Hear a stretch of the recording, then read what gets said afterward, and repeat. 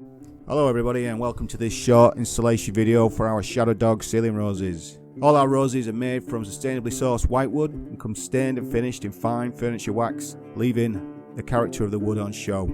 Also, all our products are designed by us and made in our Morecambe workshop, carved from a solid block of wood which gives it a softer, more luxurious look and feel compared to the usual plaster or polystyrene roses. We have designed a simple fitting system which is strong and easy to install, which I'll run through with you now.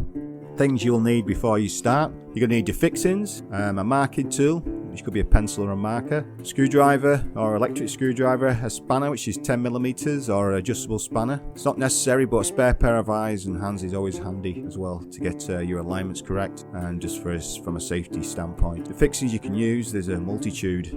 If you're going straight into your joist, you can just use screws, of course. Snap toggles and spring toggles are very strong, and we recommend that you put 2 fixings on each arm of the bracket.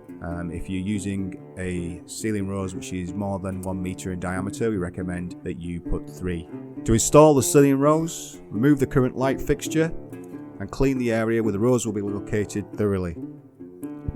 Offer up the installation bracket over the light wiring and fix to the ceiling with the fittings of your choice. It's important, however, to make sure that the screws or fittings are slightly countersunk into the bracket. Make sure you make a note of the direction of the arms, as they could correspond to the top, bottom, left or right of the ceiling rose design. Fit the main rose over the bracket and secure with the brass bolts provided, and then tighten with a spanner.